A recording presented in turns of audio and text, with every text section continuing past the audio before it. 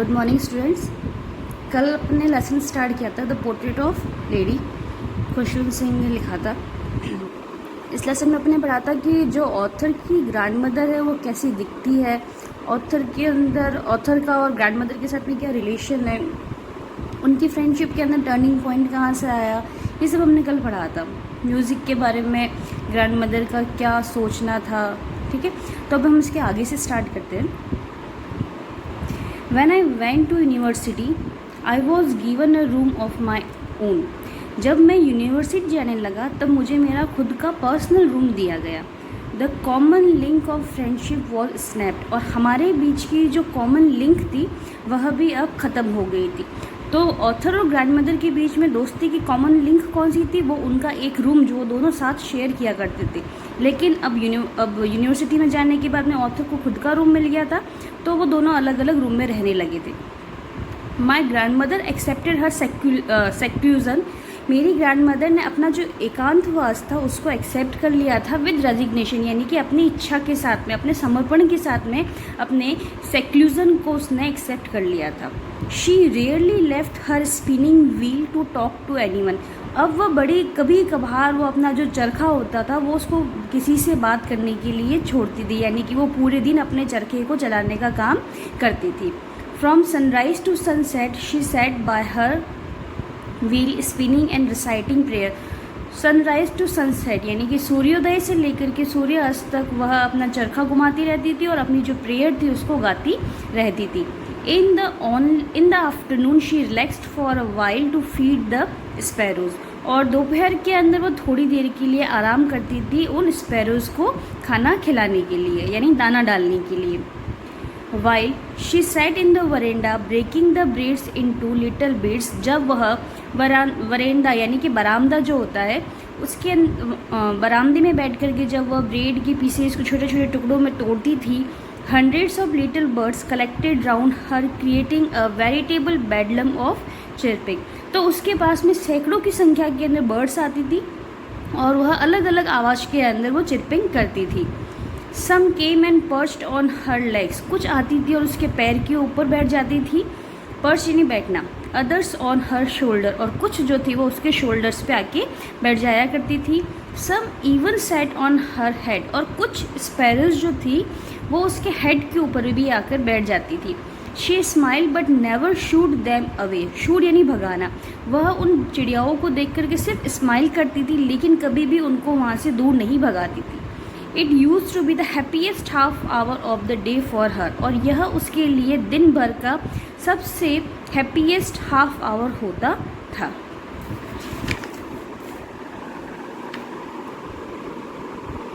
When I decided to go abroad for further study, जब मैंने अपने आगे की स्टडी के लिए एब्रोड जाना डिसाइड किया था, I was sure my grand mother would be upset, तो मैं पूर्ण रूप से श्योर था कि मेरी जो ग्रैंड मदर है वो बहुत ज़्यादा दुखी हो जाएगी।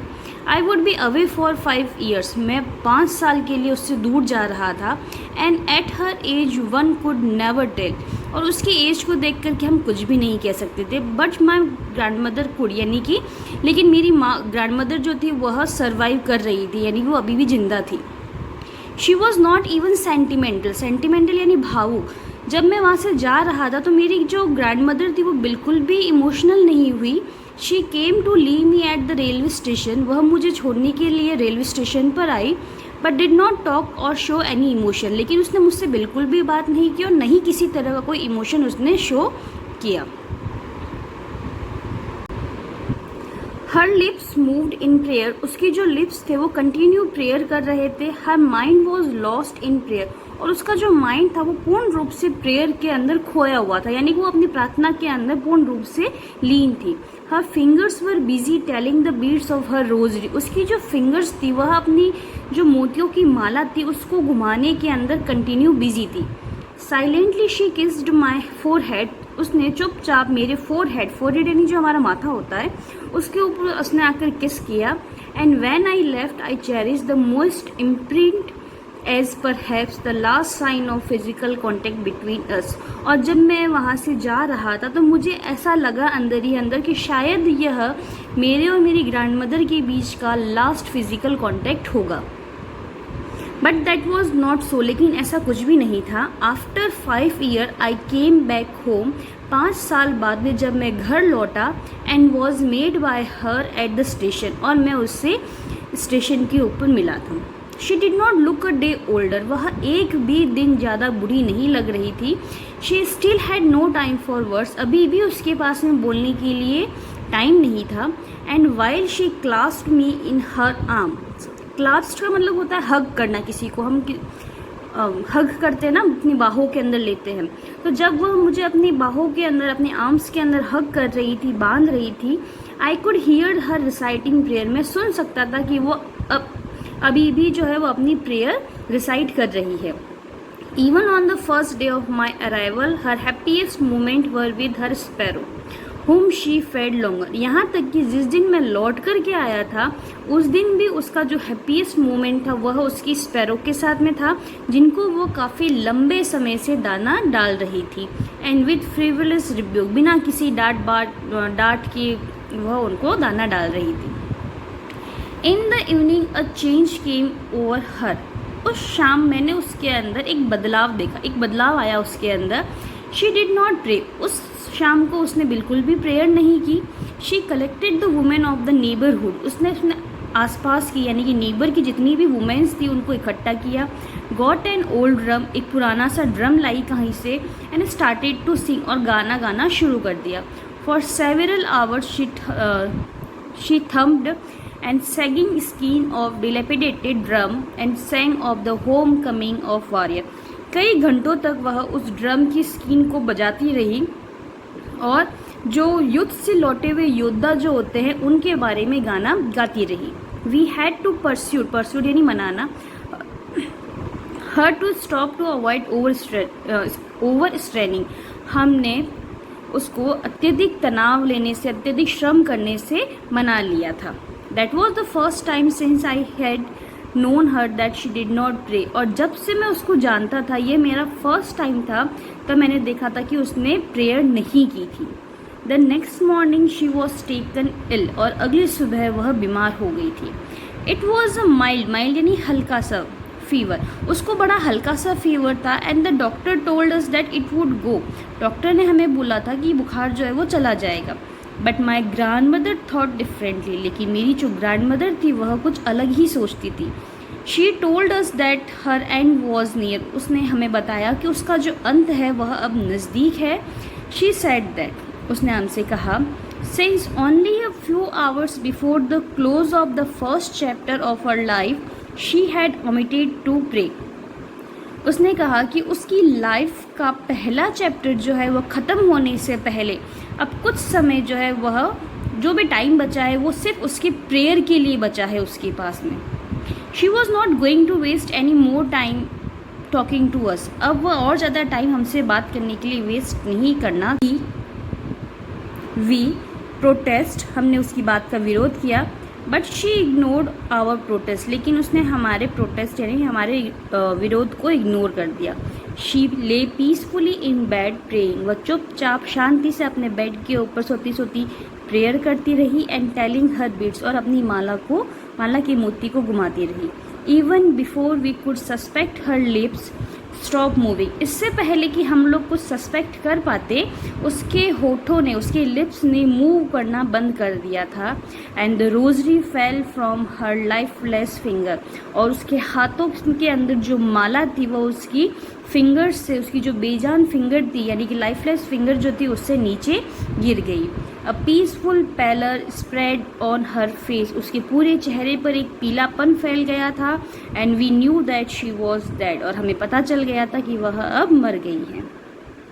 We lifted her off the bed, हमने उसको बेड से नीचे उतारा। एंड एज इज कस्टमरी, जैसा कि परंपरा होती है, laid her on the ground and cover her with the red shroud यानी कफन, और उसको ज़मीन पर सुला करके, ग्राउंड पे सुला करके उसको एक लाल कफन के साथ में कवर कर लिया। After a few hours of mourning we left her alone to make arrangement for her funeral यानी अंतिम संस्कार, मॉर्निंग यानी विलाप। कुछ घंटे तक वहाँ पर रोने और विलाप करने के बाद में हमने हमारी ग्रैंड मदर को उसके अंतिम संस्कार की तैयारी करने के लिए अकेला उसी रूम में छोड़ दिया था। यानी कि ग्रैंड मदर अभी उस रूम के अंदर सो रही थी, यानी उसको डेड बॉडी को ज़मीन के ऊपर रखा हुआ था और हम लोग बाहर जो थे वो अरेंजमेंट करने के लिए चले गए।